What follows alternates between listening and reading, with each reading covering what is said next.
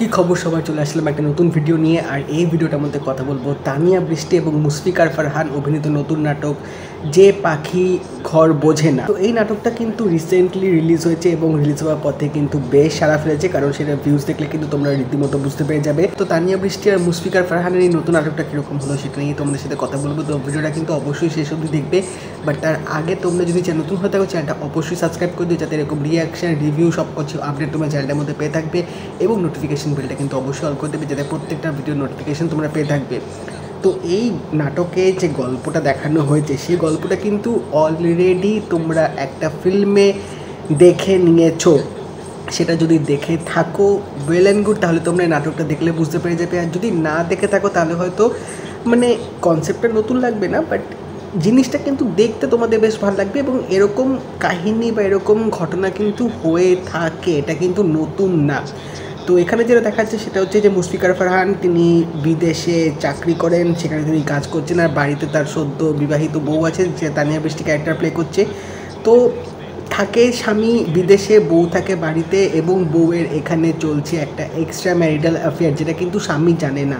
এবার স্বামী না জানিয়ে তিনি হঠাৎ একদিন বাড়িতে চলে আসবে এবং সে এসে তানিয়া বৃষ্টিকে সারপ্রাইজ দেবে যে তিনি বাড়িতে এসেছেন। এবং এরপর কি হয়, তানিয়া বৃষ্টি কি তার এক্সট্রা ম্যারিটাল অ্যাফেয়ারটা চালিয়ে যাবে, নাকি তিনি হাজব্যান্ডকে চুজ করে নেবে, বা যদি এটা জানাজানি হয়ে যায় তখন তার হাজব্যান্ডই বা কী করবে, এই সব কিছু জানতে গেলে কিন্তু তোমাদের ইউটিউবে গিয়ে যে পাখি ঘর বোঝে না নাটকটা কিন্তু দেখতে হবে।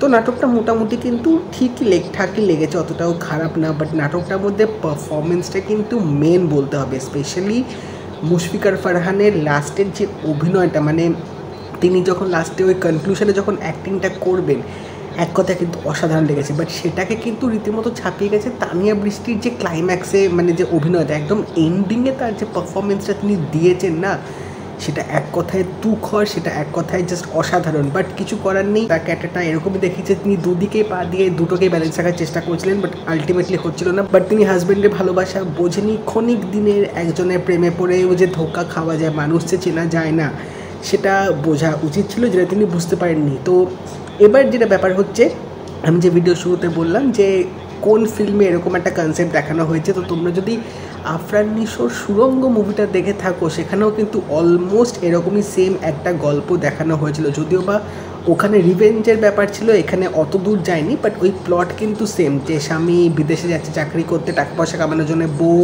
এখানে তার একটা অন্য অ্যাফেয়ার চলছে, তো সেই থিমটা কিন্তু সেম কিন্তু রাখা হয়েছে। বাট তাছাড়া কিন্তু নাটকটা লুক অ্যান্ড ফিল যথেষ্ট ভালো ছিল। ব্যাকগ্রাউন্ড মিউজিক বা বলা যেতে পারে এখানে যেভাবে পুরো গল্পটাকে টেনেছে, ও গল্পটা যেভাবে এখানে শুরু হচ্ছে, বা এখানে প্রেম ভালোবাসা বা ফারহানের যে ক্যারেক্টারটা, তার যে একটা এক্সপ্রেশন, তার যে একটা রিয়েলাইজেশন, সেগুলো কিন্তু বেশ ভালোভাবে দেখানো হয়েছে। এবং এই জিনিসটাই কিন্তু বারবার এখানে বোঝাচ্ছে যে এই যে লেবাররা বা যারা কাজ করতে বাইরে আছে, তাদের কিন্তু সবসময় একটা চিন্তা থাকে যে তাদের বউরা বাড়িতে কীরকম থাকে, কীরকম করে। তো সেই জিনিসটা কিন্তু নাটকটার মধ্যে বেস্ট তুলে ধরেছে। তোমরা যদি নাটক দেখে থাকো আমি জানিও তোমাদের কেমন লাগলো, এবং যদি এই ভিডিওটা ভালো লেগে থাকে লাইক করে দিও, শেয়ার করে দিও, চ্যানেলটা কিন্তু অবশ্যই সাবস্ক্রাইব করে দেবে, নোটিফিকেশন বেলটা কিন্তু অল করে দিও। তো দেখা হবে পরের ভিডিওতে, বাই।